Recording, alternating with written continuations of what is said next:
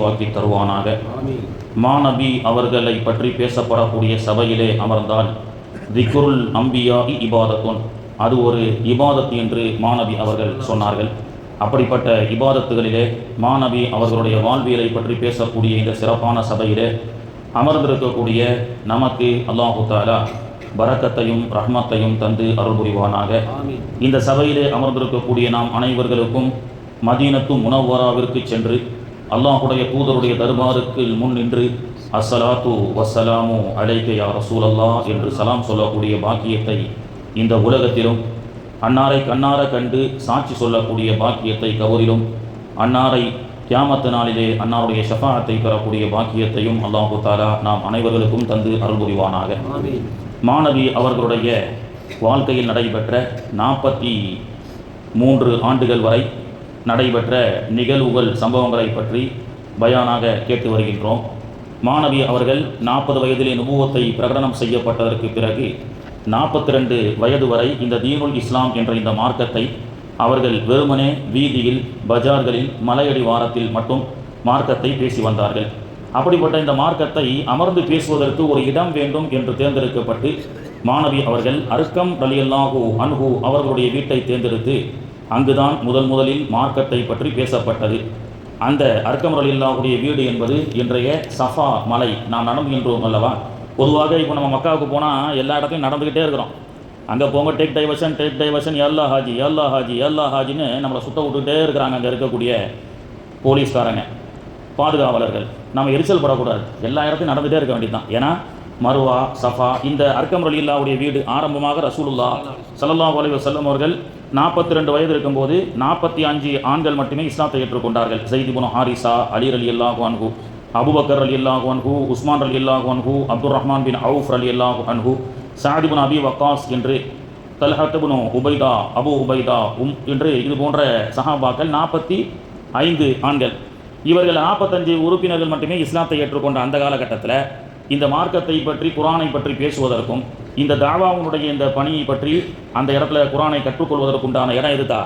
அர்க்கம் ரலியல்லாஹு அன்ஹு. அர்க்கம் ரலியல்லாஹுடைய வீடு எங்கே இருக்குது? சஃபா மலைக்கு பக்கத்தில் ஒரு இடத்திலே அமைய பெற்றிருக்கிறது. இப்பொழுது அடையாளம் விடப்படவில்லை என்றாலும் நம்ம எல்லா இடத்துலையும் அப்படியே நடக்கணும். ஏன்னா அந்த அது போன்ற புனிதமான சஹாபாக்கள், இந்த சஹாபாக்களுக்கு அல்லாஹ் முக்கியத்துவம் கொடுக்குறான். சீனியர் சிட்டிசன் வஸ்ஸாபிகூனல் அவ்வலூன், ஆரம்பமாக இஸ்லாத்தை ஏற்றுக்கொண்டவர்கள், மிகப்பெரிய இன்னல்களுக்கும் துன்பங்களுக்கும் ஆளாக்கப்பட்டவர்கள். நம்முடைய கால் பாதங்கள் ரசூலுல்லாஹி ஸல்லல்லாஹு அலைஹி வஸல்லம் அவர்களும் சஹாபாக்கள்லாம் எங்கெல்லாம் நடந்தாங்களோ நடந்த அந்த இடத்துக்கு எக்ஸாக்டாக நம்ம கால் மேலே பட்டுருச்சுன்னு வச்சுக்கோங்க, என்னத்தை கிடைக்கும்? என்ன கிடைக்கும்? பாவங்கள் மன்னிக்கப்படும், சொர்க்கம் கிடைக்கும். இந்த அகமியங்களை தெரிஞ்சுக்கிட்டு மக்களை நம்ம என்ன செய்யணும்? இருக்கணும். ஏன்னா மாநபி அவர்கள் அமர்ந்த இடம், மாநபி அவர்கள் பயான் செய்த இடம், மாநபி அவர்கள் கைப்பட்ட இடம், மாநபி அவர்களுடைய உடலை சுமந்த அந்த சிறப்பான பூமியிலே நாம் சென்று என் போன்ற பாவிகளும் அந்த இடத்தில் நடந்தால், என் போன்ற பாவிகளும் அந்த பூமியில் என்னுடைய உடல் பட்டால் எனக்கு என்ன கிடைக்கும்? நாம் அதை பற்றி சிந்திச்சதில்லை. ஆனால் சஹாபாக்கள் சிந்திச்சாங்க. ஒரு நபித்தோழர் இறந்துட்டாங்க, வஃபாத் ஆயிட்டாங்க. மாநபி அவர்களே அந்த உடலை குளிப்பாட்டுகின்றார்கள். மேலே இருக்கக்கூடிய சஹாபாக்கள்லாம் என்ன நினைப்பாங்க? என்னைக்கு எத்தனையோ ஜனாசா பள்ளிவாசலுக்கு வருது, யாராவது இந்த ஜனாசா நானாக இருக்கக்கூடும், நானாக இருந்தால் நல்லா இருக்குமே ஆசைப்படுவாங்களா? வர மையத்து, இந்த மையத்து நானாக இருந்தால் நல்லா இருக்குமே அப்படின்னு ஆசைப்பட மாட்டாங்க. நல்ல வேலைப்பா, இஸ்ரேல் தஞ்சாவூர் வரைக்கும் வந்துட்டு நம்மளை விட்டுட்டு இந்த மனுஷனை கூப்பிட்டு போயிட்டார், நாம் தப்பிச்சோம் அப்படின்னு தான் நினைப்போம். ஆனால் சஹாபாக்கள் இந்த மையத்து நானாக இருக்க வேண்டும்னு ஆசைப்பட்டாங்க. எந்த ஜனாசாவை பார்த்து? மாநபி முஹம்மது ரசூல் ஸல்லல்லாஹு அலைஹி வஸல்லம் அவர்கள் ஒரு சஹாபியை குளிப்பாட்டுகின்றார்கள், ஒரு சஹாபியிலுக்கு கஃன் இடுகின்றார்கள், ஒரு சஹாபிக்கு தானே மண்ணறையில் இறங்கி அடக்கம் செய்கிறார்கள். அடக்கம் செய்யப்பட்ட அந்த நபித்தோழரை பார்த்து மாநபி அவர்களுடைய புனிதமான கரங்கள் பட்ட இந்த சஹாபி, இந்த மையத்து நானாக இருக்கக்கூடாதா? ஏனென்றால் மாநபி அவர்கள் கைப்பட்டது எப்படிப்பட்ட சிறப்பு வாய்ந்தது என்று சஹாபாக்களுக்கு தெரியும், நமக்கு தெரியாது. எப்படி தெரியும்? ஒரு முறை பெருமானார் ஸல்லல்லாஹு அலைஹி வஸல்லம் அவர்கள் சஹாபாக்களுடைய மத்பஹுக்கு வராங்க, சமையல் செய்யக்கூடிய இடத்துக்கு ஒரு பயணத்தில் வராங்க. ஒரு நபித்தோழர் ரொட்டியை கையால் சுட்டு அந்த ரொட்டியை கையால் பிணைஞ்சி கொடுக்குறாரு, ஒருத்தர் சுடுறாரு. மாநபி அவர்கள் அந்த மாவை என்கிட்ட கொடுங்களேன் அப்படின்னு வாங்கி ஸல்லல்லாஹு அலைஹி வஸல்லம் என்ன செய்கிறாங்க? அந்த மாவை குலைத்து அந்த மாவை குடிக்கிறார். சமையல் செய்து கொண்டிருக்கக்கூடிய அவர், பெருமானார் அவர்கள் கைப்பட்ட அந்த மாவை அவர் வேக வைக்கிறாரு, நெருப்பை மூட்டிக்கிட்டே இருக்கிறாரு. அந்த ரொட்டி வேக மாட்டேங்குது, மாவாக தான் இருக்குது. அவர் முழித்து ரசூல்லாவை பார்க்குறார், ரசூல்லா சிரிக்கிறாங்க. ஏன் அப்படின்னு சொன்னால், பெருமானார் அவர்கள் சொன்னார்கள், தோழரே எவ்வளவு நெருப்பை மூட்டினாலும் அந்த மாவு மாவாத்தான் இருக்கும், ரொட்டி ஆகாது கியாமத்து நாள் வரைக்கும். ஏன்னா நபிமார்கள் பட்ட உடலை அல்லாஹ் நரகத்திற்கே ஹராமாக்கி விட்டான் என்றால் என் மேனி என் கைப்பட்ட இந்த மாவை இது போன்ற உலக நெருப்பு என்ன செய்ய முடியும் என்று சொன்னார்கள். அப்படிப்பட்ட சஹாபாக்கள் புரிந்து கொண்டார்கள், மாநபியவருடைய திருக்கரங்களால் இந்த நபி தோழர் குறிப்பாட்டப்படுகிறார், அவர் நரகத்தை தீண்டுமா, அவரை நரகம் தீண்டுமா? பெருமானார் அவர்கள் சொன்னார்கள், என்னை ஈமானோடு யார் பார்க்கிறார்களோ ரஆனி மன் ரஆ ரஆனி, அவர்களுக்கெல்லாம் நரகத்தை அல்லாஹ் ஹராமாக்கி விட்டான். ஈமானோடு என்னை பார்க்கக்கூடியவர்களும் என்னை பார்த்தவர்களை ஈமானோடு பார்த்தவர்களுக்கும் அல்லாஹ் சொர்க்கத்தை கொடுக்கின்றான் அப்படின்னு சொல்லி லா தமஸ்ஸன்னார முஸ்லிமன் ரஆனி மன் ரஆ ரஆனி, இவர்களை எல்லாம் நரகம் தீண்டாது, என்னை யார் ஈமானோடு பார்த்தார்களோ அவர்களையும் அவர்களை என்னை பார்த்தவர்களையும் நரகம் தீண்டாது அப்படி என்று சொல்லி மாநபி ஸல்லல்லாஹு அலைஹி வஸல்லம் அவர்கள் சொன்னார்கள்.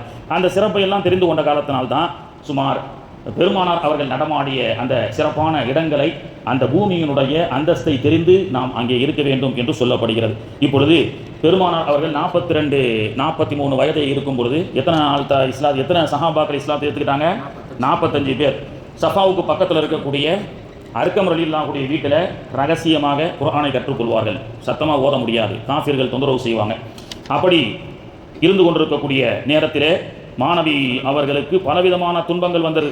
எந்த அளவுக்குன்னா ஆரம்பத்தில் ரசூல்லாவை எல்லாருமே தாக்க முடியல. காரணம், ஹாஷிம் குலத்தை சேர்ந்தவர்களாக இருந்தார்கள், முத்தலிபுடைய கிளையாராக இருந்த காரணத்தினால பெருமானார் அவர்களுடைய இந்த இஸ்லாமிய பிரச்சாரத்தை முறியடிப்பதற்கு வேறு சில தந்திரங்களை ஆரம்பத்தில் காஃபிர்கள் கையாண்டார்கள்.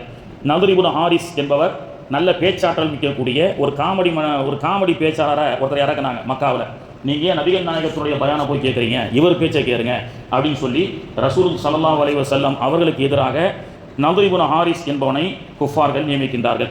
சரி, அதுலேயும் போனியாகிற எல்லாம் கூட்டமாக நபிகள் நாயகத்தினுடைய பயானத்தான் கேட்குறாங்க, அல்லாஹ்வுடைய திருவசனத்தை கேட்குறாங்க. பிறகு வெளிநாட்டிலிருந்து ஒரு அழகி பாடகி ஒருவரை அழைத்து வந்து மக்காவிலே பாட்டு நிகழ்ச்சிகள், மதுபான கிளப் டான்ஸுகளை என்ன செஞ்சாங்க, ரசூலுல்லாஹ்வுக்கு எதிராக குஃபார்கள் என்ன செய்கிறாங்க, ஆரம்பித்தாங்க. இப்படியெல்லாம் மாநபி அவர்களுடைய அந்த மார்க்கத்தை திசை திருப்புவதற்கு பலவிதமான சோதனைகள் ஏற்பட்டது.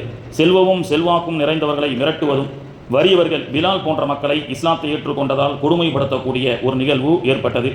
43வது வயது ஒரு நாள் மாநபி ரசூலுல்லாஹி ஸல்லல்லாஹு அலைஹி வஸல்லம் அவர்களுடைய சட்டைகளை எல்லாம் ஒருவன் கிழிக்கின்றான். பெருமானார் அவர்கள் வத்தூர் வ கிதாபின் மஸ்தூர் ஃபி ரக்கின் மன்ஷூர் என்று தூர் சினா மலையின் மீது சத்தியமாக என்ற ஒரு திருவசன அத்தியாயம் இறங்கியது. மாநபி அவர்கள் அல்லாஹுடைய அந்த அருள் வசனத்தை ஓதிக்கொண்டிருக்கும் பொழுது அபூ லஹபின் மகன் உதைபா என்பவன் நபிகள் நாயகத்தினுடைய சட்டையை பிடித்து மாநபி அவர்களை கடுமையாக தாக்கினான். மாநபி அவர்களுடைய சட்டை கிழிந்தது. அப்பொழுது எந்த துன்பங்கள் துயரங்கள் வந்தாலும் மக்காவில் இருக்கிற அந்த 13 வருஷம் நபுவத்துவத்தினுடைய வாழ்க்கையில் அல்லாஹ் திருப்பி அடிங்கன்னு சொல்ல, யார் ரசூலல்லாஹ் நீங்கள் என்னை பற்றி பேசிக்கிட்டே இருங்க, உங்களை எதிர்க்கக்கூடியவங்களாம் நான் பார்த்துக்கிறேன் அப்படின்னு அல்லாஹ் தஆலா சொன்னான். பெருமானார் அவர்கள் ஒன்றும் சொல்லலை, இறைவா இவனின் மீது ஒரு விலங்கை சாட்டுவாயாக, இவனின் மீது உன் சார்பாக ஒரு விலங்கை சாட்டுவாயாக என்று மாநபி அவர்கள் அவனுக்கு என்ன செய்கிறாங்க, அவனுக்கு எதிராக துஆ செய்கின்றார்கள். அபூ லஹபின் மகன் உதைபா இந்த சம்பவத்திற்கு பிறகு ஆணவம் கொண்ட அவன் ஷாம் நாட்டிற்கு வியாபாரத்துக்காக செல்லும் பொழுது ஜர்கா என்ற காட்டின் வழியாக செல்லும் பொழுது ஒரு சிங்கம் அவனை வட்டமிட்டு சுத்தியது.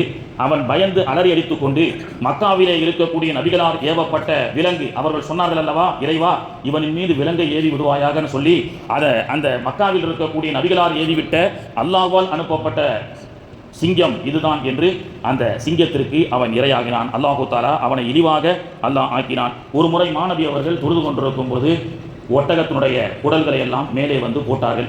6 வயது சிறுமி ஃபாத்திமா ரலியல்லாஹு அன்ஹா அவர்கள் அந்த தந்தையின் மீது இருக்கக்கூடிய அந்த ஒட்டகத்தினுடைய அந்த கொழுப்புகளை எல்லாம் இதெல்லாம் அகற்றிட்டாங்க. அசுத்தங்களை எல்லாம் அகற்றின உடனே ஃபாத்திமா 6 வயது ஃபாத்திமா பெருமானாருடைய மகளார் இந்த மக்கத்து குஃபார்கள் அபூஜகல் உத்துபா ஷைபா எவனெல்லாம் என்னுடைய தந்தைக்கு இடையூறாக இருக்கின்றானோ, எவனெல்லாம் இந்த மார்க்கத்தை எதிர்த்து அகந்தை பிடித்தவனாக அடாவடி பிடித்தவனாக இருக்கின்றார்களோ, இறைவா இவனுக்கு இழிவான மரணத்தை தருவாயாக அப்படின்னு 6 வயது ஃபாத்திமா அவர்களுக்கு எதிராக என்ன செய்கிறாங்க, இறைவனிடத்தில் பிரார்த்தனை செய்கின்றார்கள்.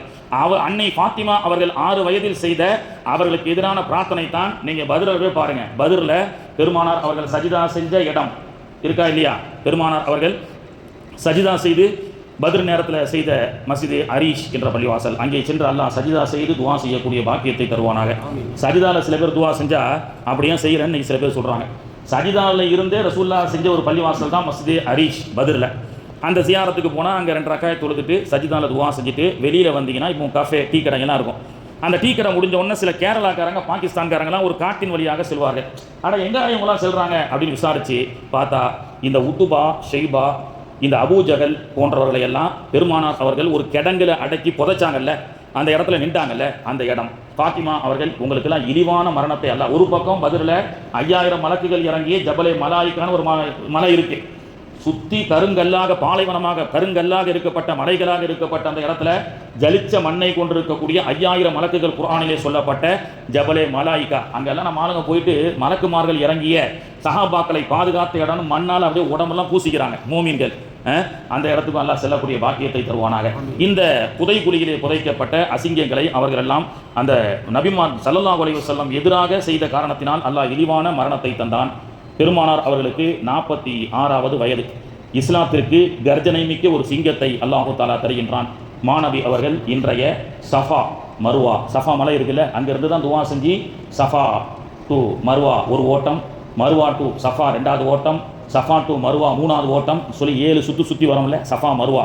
இப்ராஹிம் அலைஹிஸ்ஸலாமுடைய மனைவி ஹாஜரா அம்மா அவர்கள் ஓடிய வரலாறு நமக்கு தெரியும். அந்த சஃபாவிலே பெருமானார் ஸல்லல்லாஹு அலைஹி வஸல்லம் அவர்கள் தொழுது கொண்டு இருக்கும் பொழுது அபூஜகல் ஒரு பெரிய கல்லை கொண்டு மாணவி அவருடைய பின் தலையிலே அடித்தான். மாணவி அவர்களுடைய தலையிலிருந்து இரத்தம் ஓடோடி வந்தது. அபூஜகல் அடித்துவிட்டு அவன் யார் மூலமா நமக்கு ரசூல்லாவை அடிச்சிட்டோம், அபூ தாலிப் மூலமா நமக்கு மிகப்பெரிய எதிர்ப்பு வரும்னு சொல்லி நல்ல புள்ள மாதிரி காபத்துல்லாவில் போய் உட்காந்துட்டான். பெருமானார் அவருடைய தலையிலிருந்து இரத்தம் வலிந்து ஓடுகிறது. அந்த நேரத்தில் அல்லாஹுடைய புலியான ஹம்சா ரலியல்லாஹு அன்ஹு இஸ்லாத்தை அவர்கள் அதுவரை ஏற்றுக்கொள்ளவில்லை. பெருமானார் அவருடைய சச்சாவாக இருக்கின்றார்கள். பெருமானார் அவருடைய தலையிலிருந்து வரக்கூடிய இரத்தத்தை பார்த்து தாங்க முடியாமல் ஓங்கி வாளை எடுத்துக்கொண்டு மக்காவிலே காபத்துல்லாவுக்கு பக்கத்தில் இருந்த அபூஜகலிடத்திலே, அபூஜகலே என்னுடைய சகோதரனின் மகனை, என்னுடைய மகனையா நீ அடிக்கின்றாய், உன்னை என்ன செய்யறேன் பார், நீ மட்டும் இந்த காபத்துல்லாவில் இல்லாமல் வெளியில் இருந்தா உன் தலையிலிருந்து தலையை நான் எடுத்திருப்பேன், என்னுடைய பெருமானார் மாணவி அவருடைய தலையை காயப்படுத்தி உன்னுடைய தலையை எடுத்திருப்பேன், நீ காபத்துல்லாவில் வந்தனால நீ தப்ச அப்படின்னு சொல்லி நீ என்ன செய்ய முடியுமோ செஞ்சிக்கோ, நான் இஸ்லாத்தை ஏற்றுக்கொள்கின்றேன், அஷ்ஹது அல்லா இலாஹ இல்லல்லாஹ் வ அஷ்ஹது அன்ன முஹம்மதுர் ரசூலுல்லாஹ் என்ற மிகப்பெரிய புலி அசதுல்லா அவர்களை சந்திக்க வேண்டுமென்றால் உஹதிலே ஒரு மிகப்பெரிய அடையாளமிடப்பட்ட மன்னரை 2 சஹாபாக்கள் இருக்கின்றார்கள். உஹதில் 70க்கும் மேற்பட்ட நபித்தோழர்கள் அடக்கம் செய்யப்பட்டிருக்கிறாங்க. போகிறோம், அதில் அடையாளமிடப்பட்ட நபித்தோழர்களில் ஹம்சா ரலியல்லாஹு அன்ஹு, முஸ்அப் இப்னு உமைர் ரலியல்லாஹு அன்ஹு. யார் இந்த முஸ்அப் இப்னு உமைர்? அவர்களும் பெருமானாருடைய ஆரம்ப காலகட்டத்திலே மிகப்பெரிய கோடீஸ்வரர். 400 திர்ஹம்கள் மதிப்புடைய, இன்றைய மதிப்பு 4 லட்சம் ரூபாய்க்கு யாராவது சட்டை போட முடியுமா? 4 லட்சத்துக்கும் மேற்பட்ட சட்டை கோட்டு என்பது நம்முடைய நாட்டு பிரதமர் போடுவதாக சொல்கிறார்கள். 4 லட்சம் கோட்டுன்னு. அந்த மாதிரி அந்த காலத்தில் போட்ட மிகப்பெரிய செல்வந்தர். இஸ்லாத்தை ஏற்றுக்கொண்ட ஒரே காரணத்தினால் துணி அனைத்தையும் கலட்டி அம்மனமாக வீட்டை விட்டு அவருடைய தாய் தந்தை அனுப்பினார்கள். உடல்ல இலைதலைகளோடு பெருமானாருடைய கரம் பிடித்து அஷ்ஹது அல்லா இலாஹ இல்லல்லாஹ் அஷ்ஹது அன்ன முஹம்மதர் ரசூலுல்லாஹ் என்ற இஸ்லாத்தை ஏற்றுக்கொண்டவர்கள். மாணவி அவர்கள் மதீனாவுக்கு செல்வதற்கு முன்பு அந்த மதீனா மண்ணிலே அந்த இளவல் மாணவி அவருடைய சிறப்பை, அவர்களை பற்றி பேசி மதீனாவிலே இஸ்லாத்தினுடைய ஒரு மிகப்பெரிய வளர்ச்சியை ஏற்படுவதற்கு காரணமாக இருந்தவர்கள் முஸ்அப் இப்னு உமைர் ரலியல்லாஹு அன்ஹு அவர்கள்.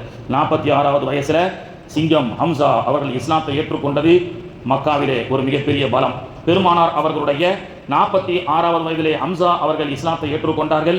பிறகு மாணவி அவர்கள் ஒரு நாள் வியாழக்கிழமை அன்று மக்காவுக்கு பின்பக்கமாக இருக்கக்கூடிய மஸ்ஜிதே இஜாபா, சொல்லுங்க மஸ்ஜிதே இஜாபா, அந்த இடத்துல சென்று அந்த பள்ளியில் தொழக்கூடிய பாக்கியத்தை அல்லாஹ் தருவானாக.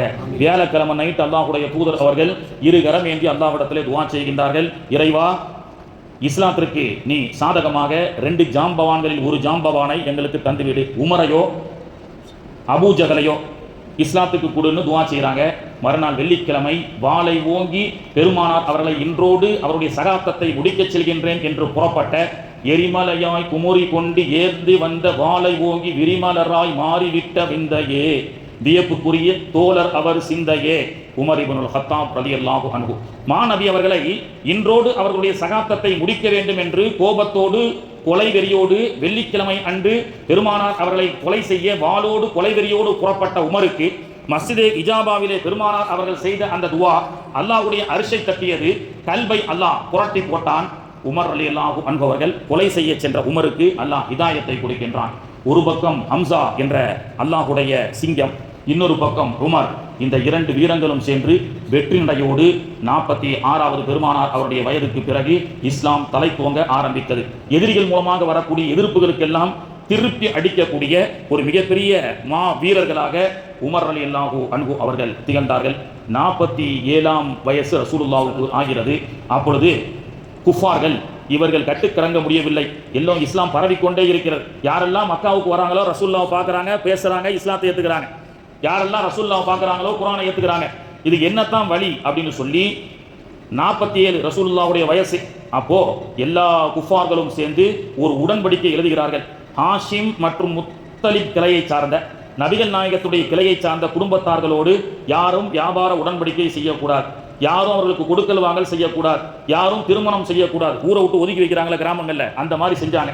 இப்படி செஞ்சு எழுதினான். இப்னு ஹிஷாம் என்றவன் மூலமாக கையால் எழுதப்பட்டு காபத்துல்லாவில் தொங்க வைக்கப்பட்டது. யார் ரசூலுல்லாஹுக்கு எதிராக எழுதப்பட்டவனுடைய பேர் என்னங்க? இப்னு ஹிஷாம். அவருடைய கைகள் பிற்காலத்தில் விளங்காமல் போனது. மாநபி அவர்களுக்கு எதிராக எழுதப்பட்ட கையை அல்லாஹ் விளங்காமல் ஆக்கினான் என்று வரலாறு. இப்படியாக 47 வயசுலேருந்து 50 வயசு 3 ஆண்டுகள் எத்தனை தொல்லைகள், என்னென்ன துன்பங்கள், 10 மாத்து தங்கம் பயகம்பர் வாழ்வில் என்று சொல்லக்கூடிய அளவுக்கு பசித்தால் பேரித்தம்பலங்கள் கூட இல்லாமல், பேரித்தம்பலங்களுடைய விளைச்சல் அங்கே செழித்து ஓங்கக்கூடிய காலகட்டத்திலே 3 ஆண்டுகள் கணவாயிலே இஸ்லாத்தை ஏற்றுக்கொண்ட ஒரே காரணத்தினால் ஒதுக்கி வைக்கப்பட்டு சாப்பாட்டு இல்லாமல், தண்ணீர் இல்லாமல் மிகப்பெரிய பஞ்சத்திலே வாழ்ந்தார்கள். பிறகு 3 ஆண்டுகளுக்கு பிறகு அதையெல்லாம் எதிர்த்து ஒரு கூட்டம் காஃபிர்களிலேயே புறப்பட்டு அந்த காபத்துல்லாவில் எழுதப்பட்ட அந்த நபிகள்னாருக்கு எதிராக எழுதப்பட்ட காகித எடுத்ததெல்லாம் கிழிச்சு போடக்கூடிய அளவுக்கு ஆயிடுச்சு. இப்போ ரசூலுல்லாஹுக்கு 50 வயசு, பெருமானார் அவர்களுக்கு 50வது வயது. மிகப்பெரிய ஒரு துயரம். நாளுக்கு நாள் பெருமானார் அவர்களுக்கு தொல்லைகள், துன்பங்கள் காஃபிர்களால் வந்தாலும் அல்லாஹ் ஒரு சோதனையை கொடுத்தான். அபு தாலிப் அவர்களுடைய மரணம். எப்பொழுதுமே பெருமானார் அவர்களுக்கு எப்பொழுது ஆபத்து என்று தெரிந்ததோ தான் பக்கத்தில் கண் பார்வையிலேயே வைத்திருப்பார்கள் பெருமானார் அவர்களை. சிறிது நேரம் பெருமானார் அவர்கள் வரவில்லை என்றால் வாளை ஏந்தி கொண்டு மக்காவிலே என்னுடைய சகோதரருடைய மகன், என் மகனுக்கு ஏதேனும் ஒன்று என்று சொன்னால் நான் உங்களை சும்மா விட மாட்டேன் என்று பாசத்தோடு அரவணைத்த அபு தாலிப் அவர்கள் வஃபாத் ஆகிறார்கள். பிறகு பெருமானார் அவர்களுடைய 50வது வயதில் அபு தாலிப் அவர்கள் வஃபாத் ஆகிய ஆஃப்டர் 2 months 2 மாசத்துல அன்னை கதீஜா அம்மா அவர்களும் வஃபாத் ஆகிறார்கள். இன்னா லில்லாஹி வ இன்னா இலைஹி ராஜிஊன். அவர்களுடைய ஜியாரத்துடைய சிறப்பை பற்றி நேற்றைய தினம் சொன்னோம். அல்லாஹ் அங்கெல்லாம் சென்று ஜியாரத் செய்யக்கூடிய பாக்கியத்தை அல்லாஹ் தருவானாக. அபு தாலிப் அவர்களும் வஃபாத். ரொம்ப மனைவியாக இருந்து மிகப்பெரிய ஆறுதலாக இருந்த அன்னை கதீஜா அவர்களும் வஃபாத். இந்த 2 மிகப்பெரிய சோதனையில மாநபி அவர்கள் இன்றைய மக்காவுடைய கிங் ஃபஹத் கேட் என்று சொல்லக்கூடிய அந்த கேட்டுக்கு பக்கத்தில் இன்னைக்கும் தூண் ரோஸ் கலரில் எடுத்து வச்சிருப்பாங்க. நான் அன்றைக்கி ஃபோட்டோ அதை எடுத்துகிட்டு வரல. அந்த இடத்துல பெருமானார் அவர்கள் உம்மு ஹானி ரலியல்லாஹுடைய வீடு இருந்தது. அங்கே தான் ரசூலுல்லாஹ் ரொம்ப சோதனையோடு தூங்கி கொண்டிருக்கின்றார்கள். அப்பொழுதுதான் விண்வெளி பயணம் மேராஜை அல்லாஹு தஆலா ஏற்படுத்தினான். அல்லாஹ் அந்த இடத்துக்கெல்லாம் சென்று செல்லக்கூடிய பாக்கியத்தை தருவானாக. சென்ற நேரம் உம்ராவில் செல்லும்போது மேராஜுடைய அதே 27 இரவு அன்று அந்த இடத்துல நான் ஆஜிகள் இடத்தில் சொன்னேன், பெருமானார் அவர்கள் துவண்டு சோதனையில் ஆள்பட்ட போது இந்த இடத்திலே வந்துதான் பெருமானார் அவர்கள் மிக சோகத்தோடு தூங்கினார்கள். அல்லாஹு தஆலா எழுப்பி கல்வை ஆபரேஷன் செய்து அங்கிருந்து புராக் என்ற வாகனத்தால் அல்லாஹு தஆலா பைத்துல் முகத்தஸ் வரை அழைத்து சென்று அல்லாஹுவை சந்திக்க வைத்தான் அப்படின்னு சொல்லி சொன்ன அந்த இடத்துக்கும் செல்லக்கூடிய பாக்கியத்தை அல்லாஹு தஆலா தருவானாக. பெருமன காபத்துல்லாஹுக்கு போனால் தவாஃப் செஞ்சேன், 5 உம்ரா செஞ்சேன், இப்படி பேசாதீங்க. இந்த மாதிரி இடங்களை கேட்டு சென்று அந்த மாதிரி இடங்கள்லாம் உட்கார்ந்து அந்த சிறப்புகளை பெறக்கூடிய பாக்கியத்தை அல்லாஹு தஆலா தருவானாக. நபிகள் நாயகம் ஸல்லல்லாஹு அலைஹி வஸல்லம் அவர்களுக்கு இப்போ என்ன வயசு தான்? 50 வயசு முடிஞ்சிச்சா? இவ 51வது வயது. பெருமானார் அவர்கள் விண்வெளி பயணம் சென்றார்கள். இந்த பயணத்தோடு 51 வயசோடு நிப்பாட்டிப்போம். நாளைக்கோ நாளன்னைக்கோ இன்ஷா அல்லாஹ் மதீனாவுடைய வாழ்க்கையை பற்றி பேசுவோம். மாநபி அவர்கள் விண்வெளி பயணத்தை செல்லும் பொழுது அல்லாஹ் குர்ஆனில் சொல்லி காட்டுறான். மாநபி அவர்களை சுபஹானல்லதி அஸ்ரா பி அபுதிஹி லைல மினல் மஸ்ஜிதில் ஹராம் இலல் மஸ்ஜிதில் அக்ஸா அல்லதி பாரக்னா ஹவுலஹு. மக்காவிலிருந்து மதீனாவுக்கு அழைத்து சென்றோம். நான் அப்பப்போ சொல்கிறது என்ன, சில பேர்லாம் அரஃபாவுக்கு வந்தாங்க. இந்த இடத்துல ஒன்றும் இல்லைங்க, துல்ஹஜ் பிறை 9 அன்னைக்கு தான் இது சிறப்பு. இப்போலாம் ஒன்றும் கிடையாது. அதே மாதிரி ஜெஹரானா என்ற படே உம்ரான்னு சொல்லுவாங்க. ஜெஹரானா அப்படின்ற ஒரு இடத்துக்கு கூட்டு போவாங்க. அங்கே பெருமானார் அவர்கள் புனைன் யுத்தம் முடிந்ததற்கு பிறகு அந்த வெற்றிக்காக பெருமானார் ஸல்லல்லாஹு அலைஹி வஸல்லம் அந்த பள்ளிவாசலை, இன்றைக்கும் போனால் அந்த பள்ளிவாசலை தொழுவலாம். அந்த இடத்துல பெருமானார் அவர்கள் அமர்ந்து கொண்டிருக்கின்றார்கள். ஒரு 3 காட்டரபிகள் வராங்க. யார ரசூலல்லாஹ் உங்கள் நினைவாக ஏதேனும் ஒன்று கொடுங்கன்னு கேட்குறாங்க.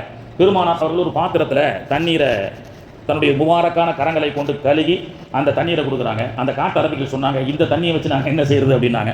சஹாபாக்கள் யார் ரசூலல்லாஹ், அவர்கள் கழுதைக்கு தெரியுமா கற்பூர வாசனை அப்படின்னு சொல்லி அந்த தண்ணியை பெருமானார் அவருடைய மனைவிமார்கள் வாங்குறாங்க அப்படின்னு சொல்லப்பட்டது.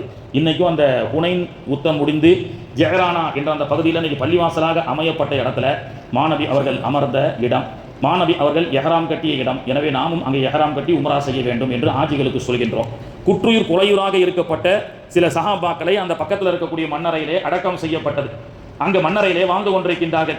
அந்த இடத்துக்கு நீங்கள் போனீங்கன்னா இன்னும் கஸ்தூரி வாசனையை நுகர முடியும். சஹாபாக்கள் அங்கே உறங்கிக் கொண்டிருக்கின்றார்கள். அல்லாஹ் அந்த இடத்துக்கும் செல்லக்கூடிய பாக்கியத்தை தருவானாக. எப்பொழுதும் வருஷ வருஷம் நமக்கு தெரிகிறது தான், சொல்கிறது தான். இந்த மேராஜ் என்ற விண்வெளி பயணத்தை கிறிஸ்தவ நாட்டை சார்ந்த ஒரு கிறிஸ்தவர் ஆய்வு செய்கின்றார். அதில் PhD படிச்சிருக்கிறார். மாணவி அவர்கள் மக்காவிலிருந்து ஜிப்ராயில் மூலமாக புராக் வாகனத்தில் மதினாவுக்கு வராங்க. தொழுவு சொல்கிறாங்க. ஜிப்ராயில் அலைஹிஸ்ஸலாம், இந்த மண் எது தெரியுமா, இதுதான் மதினா என்ற சிறப்பிற்குரிய மண் அப்படின்னு சொல்கிறாங்க. பிறகு கொஞ்சம் தூரம் போகிறாங்க. ஒரு பயணத்திலே இன்னொரு இடத்துல இறக்குறாங்க. 2 ரக்காத் தொழுவுங்கன்னு சொல்கிறாங்க. இது எந்த இடம் தெரியுமா, மூசா அலைஹிஸ்ஸலாம் அல்லாஹ்வோடு பேசிய தூர்சினா மலை என்று சொல்லப்படுகிறது. இன்னொரு இடத்துக்கு வராங்க, பைத்துல் முகத்தஸுக்கு நியர்பை பைத்துல் முகத்தஸ், இதுதான் பெத்லகம், ஈசா அலைஹிஸ்ஸலாம் அவர்கள் பிறந்த, மரியம் அலைஹிஸ்ஸலாம் வாழ்ந்த ஊர் அப்படின்னு சொல்றாங்க. எல்லாம் பல நூறு ஆண்டுகளுக்கு முன்பு நடைபெற்ற, நபிமார்கள் வாழ்ந்த நடமாடிய சிறப்பான இடத்தை எல்லாம் அல்லாஹ்வை சந்திப்பதற்கு முன்பு அல்லாஹ் நபிகள் நாயகத்தை அங்கெல்லாம் சுஜூது செய்துவிட்டு வர சொன்னான். இன்னும் மாணவி அவர்கள் 1,00,000க்கும் மேற்பட்ட நபிமார்களுக்கு தொழு வச்சாங்கல்ல பைத்துல் முகத்தஸ்ல, அங்க எல்லா நபிமார்களும் இருந்தாங்க. பைத்துல் முகத்தஸ்ல மாணவி அவர்கள் சிறப்பாக நின்று தொழு வைக்கப்பட்ட முசல்லா இன்னும் பைத்துல் முகத்தஸ்லே பாதுகாப்பாக இருக்கிறது. அந்த இடத்தையும் போய் பார்க்கலாம். அல்லாஹ் பார்க்கக்கூடிய பாக்கியத்தை அல்லாஹ் தருவானாக. இப்படியாக அந்த கிறிஸ்தவர் சொல்கின்றார், மாணவி அவர்களுடைய விண்வெளி பயணம் என்பது அல்லாஹு தஆலா சொல்லும் போது அது ஒரு பரக்கத்தை மிகுந்ததுன்னு சொல்றான். மாணவி அவர்கள் மக்காவிலிருந்து மதீனா, மதீனாவிலிருந்து லெபனான், லெபனானிலிருந்து ஜோர்டான், ஜோர்டானிலிருந்து சிரியா, சிரியாவிலிருந்து பலஸ்தீன், கிட்டத்தட்ட 2500 கிலோமீட்டர் பெருமானார் அவர்கள் பயணம் செய்த இடம். பெருமானார் அவர்கள் எங்கெல்லாம் பயணம் செய்தார்களோ அங்கெல்லாம் கனிம வளங்களை அல்லாஹ் கொடுத்தான். பெட்ரோலாக, டீசலாக, தங்க மலைகளாக அல்லாஹு தஆலா கனிம வளங்களாக கொடுத்தான் அப்படின்னு சொல்லி அவர் ஆய்வு செய்கின்றார். மாநபி அவர்களுடைய உம்மத்திற்கு அல்லாஹ் கொடுக்கப்பட்ட பரக்கத், எந்த நபிக்கும் கொடுக்கப்படாத பரக்கத்தை அல்லாஹ் நபி ஸல்லல்லாஹு அலைஹி வஸல்லம் அவர்களாகிய நம்முடைய உம்மத்திற்கு அல்லாஹ் கொடுத்தான். சுலைமான் அலைஹிஸ்ஸலாம் என்ன செஞ்சாங்க, யா அல்லாஹ் எனக்கு எல்லா பரப்பளவையும் கொடுத்திருக்கிற. இந்தியாவுக்கு வந்த நபிகளில் ஒருவர் தான் சுலைமான் அலைஹிஸ்ஸலாம். ஏற்கனவே சொல்லியிருக்கிறேன். சிதம்பரம் பக்கத்தில் ஒரு சுற்றுலா இடம் இருக்கு. என்ன இந்த இடம் பேரு இல்லை, பரங்கிப்பேட்டை. ஓகே, அங்கே உக்காஷா வழி எல்லாம் வரும். பிச்சாவரம், பிச்சாவரம் ஏரின்னு ஒரு சுற்றுலா தலம் இருக்குங்க. படகுல போறாங்க. அந்த இடத்துக்கு சுலைமான் அலைஹிஸ்ஸலாம் அந்த வரலாறு இருக்கு. The ring of the Solomon அப்படின்னு சொல்லி இங்கிலீஷ்ல ஒரு படம் எடுத்தான். அங்கதான் விலை உயர்ந்த ஒரு மதத்துவமிக்க சுலைமான் அலைஹிஸ்ஸலாமுடைய மோதிரம் காணாம இருக்கு. அந்த மோதிரத்தை தேடி இந்த இடத்துக்கு வந்திருக்கிறாங்க. ஜிங்கர் எல்லாம் அந்த வரலாறு இருக்கிறது. மோதிரத்துக்கு இருக்கக்கூடிய சிறப்பு, ரசூல்லா ஒரு மோதிரம் போட்டிருந்தாங்க. அல்லாஹ் முஹம்மத் ரசூல் அல்லாஹ் முஹம்மதுர் ரசூலுல்லாஹ்னு ஒரு மோதிரம் போட்டிருந்தாங்க. அந்த மோதிரம் பிற்காலத்தில் அபூபக்கர் ரலியல்லாஹு யூஸ் பண்ணாங்க, உமர் ரலியல்லாஹு யூஸ் பண்ணாங்க, உஸ்மான் ரலியல்லாஹு யூஸ் பண்ணாங்க. உஸ்மான் ரலியல்லாஹு மதீனாவில் ஒரு கிணத்துக்கு பக்கத்தில் அந்த மோதிரத்தை ஒரு ஏதோ ஒரு திங்கிங்கில் அந்த மோதிரத்தை அப்படியே கரட்டிக்கிட்டு கிணத்துக்கு மேலே உட்காந்துட்டு அப்படியே ஒரு யோசனை பண்ணும்போது கிணத்துல அந்த ரிங்கி விழுந்துருச்சு. அந்த ரிங்கை தேடுவதற்காக மாணவி அவர்கள் அணிந்த அந்த ரிங்கை தேடுவதற்கு, மோதிரத்தை தேடுவதற்கு எல்லாம் அந்த கிணத்துல தண்ணி முழுக்க இறைச்சாங்க. மோதிரம் கிடைக்கல. என்னைக்கு மோதிரம் காணாச்சோ அன்னைக்கு தான் மிகப்பெரிய ஃபசாதி இந்த சமுதாயத்தில் ஏற்பட்டதுன்னு சொல்லப்படுகிறது. இந்த பிச்சாவரம் ஏரிக்கெல்லாம் சுலைமான் அலைஹிஸ்ஸலாம் வந்தாங்க. வரலாறு நமக்கு பெருசு, நம்ம பேசியிருக்கோம் அதை பற்றி ரமலான்ல. இப்போ சுலைமான் அலைஹிஸ்ஸலாம் என்ன கேட்குறாங்க, அல்லாஹ் கிட்ட, யா அல்லாஹ் எனக்கு நிறைய ஆட்சி அதிகாரம் அந்தஸ்து எல்லாத்தையும் கொடுத்துருக்கிறேன், எனக்கு ஒரே ஒரு நாள் ஒரு வாய்ப்பை கொடு, எல்லா ஜீவராசிகளுக்கும் விருந்து வைக்கணும் அப்படின்னு. இப்போ அல்லாஹ் என்ன சொன்னா, நபியே அதெல்லாம் உங்களுக்கு முடியாது. இன்னல்லாஹ ஹுவர் ரஸாக் ஹூது குவத்தில் மத்தீன், ரிஸ்க் அளிக்கிறது சக்தி பெற்றவன் அல்லாஹ் தான் அப்படின்னு அல்லாஹ் சொன்னான். இல்லையா அல்லாஹ் எனக்கு ஒரு வாய்ப்பை கூட, எல்லா ஜீவராசிகளுக்கும் ரிஸ்க் அளிக்க, இது ஒரு பெரிய கஷ்டம் இல்லைங்க. ஒரு சொந்த பந்தத்துக்கு 2000 பேருக்கு சாப்பாடு ஆக்கலாம், 1,00,000 பேருக்கு சாப்பாடு ஆக்கலாம். சிங்கம், புலி, கரடி, யானை, எலி எல்லாத்துக்கும் கொடுக்கறது எப்படி செய்யறது? ஆனாலும் அவங்களுக்கு எல்லா பாஷையும் தெரியும். கேட்டாங்க. சுலைமான் அலைஹிஸ்ஸலாம் அவர்கள் அல்லாஹ் சொன்னா, சரி முடியாதுன்னு சொன்னால் எங்கே கேட்க மாட்டேங்கிறீங்க, சரி கடல் மார்க்கத்திலேருந்து ஆரம்பிங்க. உலகத்தில் 3/4 பாகம் கடல் தான். டன் கணக்கான உணவு தயார் செஞ்சு நமக்கெல்லாம் விவரம் தெரியும். ஒரே ஒரு மீன் வந்து வாயை பொழந்தது. கடல் மார்க்கம் முழுக்க வாழக்கூடிய ஜீவராசிகளுக்கெல்லாம் செய்யப்பட்ட உணவை அள்ளி அள்ளி போட்டுக்கிட்டே இருக்கிறாங்க. அது வாயை மூடுற மாதிரியே இல்லை. எல்லாமே முடிஞ்சு போச்சு. எல்லா கடல் வர்க்கத்தில் இருக்கக்கூடிய எல்லா ஜீவராசிகளுக்கும் தயார் செய்யப்பட்ட பல டன் கணக்கான ரிசுகை எல்லாம் வாயில போட்டாச்சு. அது மூடல. என்னப்பா அப்படின்னு சுலைமான் அலைஹிஸ்ஸலாம் கேட்டாங்க. என்ன சுலைமான் நபியே, 3 வேளை அல்லாஹ் எனக்கு சிறப்பா வயிறு முட்டை ரிஸ்க் அளிச்சிருந்தான், தேவையில்லாம இன்னைக்கு நான் கொடுக்குறேன்னு சொல்லி விருந்துல என்ன அரை வயிறோட நிப்பாட்டிட்டீங்களே அப்படின்னு சொல்லிச்சு. எறும்பு 40 வருஷம் சாப்பிடக்கூடிய உணவை மனுஷன் ஒரு வேளைக்கு சாப்பிட்றான். மனிதன் 40 வருஷம் சாப்பிடக்கூடிய உணவை ஒரே ஒரு வேளைக்கு திமிங்கலம் சாப்பிடுதுன்னு இன்னைக்கு அறிவியல் ஆராய்ச்சி சொல்லப்படுகிறது. திமிங்கலத்தை விட பிரம்மாண்டமான படைப்புகளை எல்லாம் கடல் மார்க்கமாக வச்சிருக்கானா இல்லையா? உடனே அல்லா கடல் முழுக்க செய்யப்பட்ட உணவை எல்லாம் இந்த உருமீனுக்கு போட்டாலும் இந்த உருமீன் என்னத்தான் சொல்லுது? அரை வயிறு தான் நான் சாப்பிட்டேன் அப்படின்னு சொல்லக்கூடிய அளவுக்கு நிச்சயமாக நீ தான் ரிஸ்க் அளிக்க போதுமானவன்னு அல்லாஹ் இடத்துல சரண்டர் ஆயிட்டாங்க. ஆனால் மாநபி ஸல்லல்லாஹு அலைஹி வஸல்லம் அவர்கள் ஒரு சபையில் அமர்ந்து கொண்டு ஒரு ஆடு வேகுது, ஒரு ஆடு விருந்தா வேகுது. அந்த ஆட்டை எல்லாம் அந்த ஆட்டு கறிய இறைச்சி எல்லாம் பரிமாறுறாங்க. ரசூலுல்லாஹ்வுக்கு ஆட்டுடைய முன்சப்பனா ரொம்ப பிடிக்கும். அது சாப்பிடுவதற்கும் ரொம்ப லேசாக இருக்கும். முன்கால் சப்பை இருக்குது பார்த்தீங்களா, அதை ரசூல்லா ரொம்ப விரும்பி சாப்பிடுவாங்க. அதையும் நாம் சாப்பிடணும். ரசூல்லா எதெல்லாம் விரும்பி சாப்பிட்டாங்களோ அதை நாம் சாப்பிடணும். அதில் ரொம்ப ஹெல்த் இருக்குன்னு சொல்கிறாங்க. சுரக்கா பெருமானார் அவர்கள் விரும்பி மதீனாவுக்கு வந்தபோது சுரக்காயை ஒன்று விடாமல் சாப்பிட்டாங்க ஸல்லல்லாஹு அலைஹி வஸல்லம் குழம்ப. அதிலிருந்து நான் சுரக்காய் சாப்பிடுவதை நான் வாழ்நாளில் பற்றி பிரித்து கொண்டேன்னு சொல்லி சாப்பாடு கொண்டு வந்த நபி தோழர் சொல்கிறார். சுரக்காவில் இருக்கக்கூடிய மருத்துவ குணங்களை பற்றி இன்னைக்கு வரைக்கும் ஆய்வு செஞ்சுட்டே இருக்கிறாங்க. சுரக்கா அப்படின்னு சொல்லக்கூடிய அளவுக்கு ஒன்லி நான்வெஜ்ஜை மட்டுமே பயன்படுத்திட்டு இருக்கக்கூடாது. ரசூல்லா ஆட்டுக்கறி பிடிக்கும், சுரக்காவும் பிடிக்கும்டா, அதையும் சாப்பிடணும். சரியா? இப்போ அடுத்து என்னத்தா அந்த விருந்தில் சொல்லிக்கிட்டு இருக்கும்போது ரசூல்லா ஆட்டு முன்சப்ப வருது, சாப்பிட்டாங்க, நல்லா இருக்கு. இன்னொன்று கொண்டு வந்தாங்க, சாப்பிட்டாங்க, நல்லா இருக்கு. சரிப்பா இன்னொன்று கொண்டு வந்தாங்க. அவர் தலையை சுரிஞ்சார். அவர் தலையை சுரிகிறார். யாரை சொல்ல வேகிறது ஒரு ஆடு. அண்ணன் கறிக்கடை வச்சிருக்காங்க. என்னத்தா ஒரு ஆட்டுக்கு 2 முன்சப்ப தானே தான் இருக்கும். ஒரு ஆடு எடுத்தா 2 முன்சப்ப தான் வேகும் சட்டியில். ஆனால் ரசூல்லா இன்னொன்று கொண்டு வந்தாங்க. அவர் தலையை சுரிகிறார். யாரை சொல்ல வேகிறது ஒரு ஆடுன்னு பெருமானார் சொன்னாங்க. நான் சொல்லும் வரை சட்டியில் எடுத்தால் கியாமத்து நாள் வரைக்கும் வந்துகிட்டே இருக்குன்னாங்க ஸல்லல்லாஹு அலைஹி வஸல்லம். அல்லாஹ் பரக்கத்தாக்கிடுவான் அப்படின்னாங்க. என்னங்க சும்மா உடான்ஸ் மாதிரி வரலாறு விடுறீங்கன்னு நினைக்காதீங்க. பெருமானார் அவருடைய பரக்கத்தை நீங்கள் சாப்பிடணும்னா மதீனாவுக்கு போனீங்கன்னா ஒரு இடத்துக்கு போங்க, ரசூல்லாவுடைய உணவு பரக்கத்தான உணவு கிடைக்கும். எல்லாம் ஞாபகம் வச்சு எழுதி வச்சுக்கோங்க. ஹஜ்ரத் என்னென்ன இடம்லாம் சொல்கிறார் அப்படின்னு சொல்லிட்டு. வெறுமனா 10 உம்ரா செஞ்சேன், 15 தவாஃப் செஞ்சேன்னு கூலிக்கு மாரடிக்கக்கூடிய ஹாஜிகளாக நாம் செல்லக்கூடாது. இந்த மாதிரி இடத்துக்குலாம் போனோம். அப்படி தான் மதீனாவுக்கு பக்கத்தில் கந்தக்கு பக்கத்தில் ஒரு தெருவுக்குள்ளே ஒரு பள்ளிவாசல் இருக்குது. மஸ்ஜிதே ஜாபிர் ரலியல்லாஹு அன்ஹு அவர்களுடைய பள்ளிவாசல். பெருமானார் அவர்கள் வயிற்றில் கல்லை கட்டியிருந்தாங்களே, நமக்கெல்லாம் சம்பவம் தெரியும். விரிவாக சொல்ல வேண்டியதில்லை, நேரம் ரொம்ப சரியாகி போச்சு. அவர் சையது பாயும் தபுருக்கு கிட்ட வந்துட்டார். ஹஜ்ரத் 7:30 மணி தாண்ட போகுது அப்படின்னு சொல்லிட்டு இது மட்டும் சொல்லி முடிச்சிருவோம். ரசூலுல்லாஹி ஸல்லல்லாஹு அலைஹி வஸல்லம் வயிற்றில் கல்லை கட்டியிருந்தாங்க. ஜாபிர் ரலியல்லாஹு அன்ஹு வீட்டில் போய் பார்த்து 3 பேருக்கு ரொட்டி இருக்குன்னு வந்து, யா ரசூலுல்லாஹ் வாங்க உணவு சாப்பிட வாங்க அப்படின்னாங்க. ரசூலுல்லாஹ் நம்மள மாதிரி செல்ஃபிஷ் கிடையாது. கந்தக் வீரர்களே 1500 பேருக்கு மேலே இருக்கிறாங்க அந்த கந்தக் இடத்துல. ஜாபிர் விருந்துக்கு கூப்பிட்டுருக்கார், வாங்க என்னன்னா அவருக்கு வயிற்றுல புளிய கரைக்க ஆரம்பிச்சிச்சு. 3 ரொட்டி தான் அங்கே இருக்கு வீட்டில். ரசூலுல்லாஹ் 1500க்கும் மேற்பட்ட நபித்தோழரை கூப்பிட்டு வராங்கன்னு ஓடுறாரு. அந்த அம்மாவிடத்துல போய் நான் ரசூலுல்லாஹ் மட்டும் தான் சாப்பிட கூப்பிட்டேன், வீட்டில் 3-4 ரொட்டிக்கு தான் மாவு இருக்குன்றீங்க, நம்ம பிள்ளைங்களுக்கே பத்தாது, அவங்கள தூங்க வைக்க சொல்லிட்டேன். இப்போ ரசூலுல்லாஹ் 1500 பேரோட ஒரு கல்யாண கும்பலே வந்துட்டு இருக்குது. இப்போ அந்த அம்மா சொன்னாங்க, மாநபி அவர்களுக்கு சொர்க்கத்தை பற்றி பேசுகிறார்கள், நரகத்தை பற்றி பேசுகிறார்கள், கபருக்கு கீழே என்ன நடக்குதுன்னு பேசக்கூடிய மாநபி அவர்களுக்கு ஜாபிருடைய வீட்டில் என்ன இருக்கு என்பது தெரியாதா? வாலமு அன்ன ஃபீக்கும் ரசூலுல்லாஹ் இல்லையா அப்படின்னு ரசூலுல்லாஹ் வரட்டும், எத்தனை பேர் வேண்டுமானாலும் கூப்பிட்டு வரட்டும்னு கைசா நீயத்தே வைசா பரக்கத்தே அப்படின்னு சொல்லுவாங்க ஹிந்தியில. அந்த மாதிரி 1500 பேர் வந்தாங்க. ரசூல் ஸல்லல்லாஹு அலைஹி வஸல்லம் அவர்கள் அந்த மாவுல கையை வச்சாங்க. அல்லாஹ் பரக்கத்தாக்குனா எல்லாம் வயிறு நிறைய சாப்பிட்டாங்க. மாவு வந்துகிட்டே இருந்தது. அது அவங்க மட்டும் தான் சாப்பிட்டாங்களா? இன்னைக்கும் அந்த இடத்துக்கு மஸ்ஜிதே ஜாபிருக்கு நீங்க போங்க. அந்த பள்ளிவாசலுடைய பேர் என்ன தெரியுமா? பசித்து வரக்கூடிய அசூமத்துல் மஸ்ஜித், விருந்தளிக்கக்கூடிய பள்ளி. இது ஜாபிர் ரலியல்லாஹு அன்ஹு அவர்கள் பள்ளி. பெருமானார் அவர்களோடு 1500 சஹாபாக்கள் வந்து உணவு உண்ட இடம் இந்த வீடு. இந்த இல்லத்துல இன்னைக்கு வரைக்கும் யாரெல்லாம் பசியாக வந்தாலும் அவர்களுக்கு உணவு வழங்கப்பட்டு கொண்டே இருக்கும். நான் ஒரு உலமாக்களோட அந்த இடத்தில் போகும் பொழுது நாங்கள் நின்று அங்க ஒரு 10 மணிக்கு பேசுறோம். திடீர்னு ஒரு அரபி வந்து இறங்கி எங்களுக்கு ஜூஸ் ஊற்றி கொடுத்து குபுஸ் எல்லாம் கொடுத்து கண்ணியப்படுத்தினார். அப்பதான் அந்த ஹஜ்ரத் சொன்னார், ஹஜ்ரத் நீங்க எல்லாம் பசியார சாப்பிடுறீங்க, இடம் எது தெரியுமா? 4000-3000 சஹாபாக்கள் 1500 கந்தக் வீரர்கள் சாப்பிட்ட இடம். கியாமத் நாள் வரைக்கும் அந்த பரக்கத்தை அல்லாஹ் நிலைபெற செய்தான். அது போன்ற இடங்களுக்கெல்லாம் அல்லாஹ் சென்று வரக்கூடிய பாக்கியத்தை அல்லாஹ் தஆலா தந்து அருள் புரிவானாக. பெருமானாருடைய வயசு இப்போ எத்தனை தான் முடிச்சிருக்கிறோம்? 51 முடிச்சிருக்கிறோம் இன்ஷா அல்லாஹ். இன்றைய தபுருக் அல்லாஹ்வுடைய மாபெரும் பரக்கத்தை கொண்டு தஞ்சை கெஸ்ட் ஹவுஸ் ஹாஜியார் உஸ்மான் ஹாஜியார் அவர்களும் இந்த பள்ளிவாசல் புறாக்களாக அடிக்கடி வரக்கூடிய சில முஹிப்பீன்கள் இருக்கின்றார்கள். அதிலே ஒரு எல்லோருக்கும் பாசமான ஒரு இளவல் உஸ்மான், அந்த தம்பி அவர்கள் மலேசியாவிலிருந்து வந்திருக்கிறார். மலேசியா அதிபர் உஸ்மான். இன்னைக்கு தபுருக் கொடுக்கக்கூடிய 2 பேருமே உஸ்மான் தான். 2 பேருமே உஸ்மான் ரலியல்லாஹுடைய பேரை கொண்டவர்கள். அல்லாஹ் தஆலா வழங்கிய அவர்களுக்கும் வாங்கிய நமக்கும் அல்லாஹ் தஆலா பரக்கத்தை தந்து அருள் புரிவானாக. வழங்கிய இந்த சிறப்பான மஜ்லிஸுடைய மாணவி அவர்கள் பேசப்பட்ட அந்த பரக்கத்தான மஜ்லிஸை கொண்டு அல்லாஹ் தஆலா வழங்கிய அவர்களுக்கும் நமக்கும் வளமான வாழ்வை அல்லாஹ் தஆலா தந்து நோய் நொடி இல்லாத நீண்ட ஆயுளோடு நிறைவான செல்வத்தோடு வாழக்கூடிய பாக்கியத்தை தந்து அருள் புரிவானாக. வாஹிர் தஅவானா அனில் ஹம்துலில்லாஹி ரப்பில் ஆலமீன். அஸ்ஸலாமு அலைக்கும் வரஹ்மத்துல்லாஹி வபரகாத்துஹு. ஸல்லல்லாஹு அலா முஹம்மது ஸல்லல்லாஹு அலைஹி வஸல்லம்.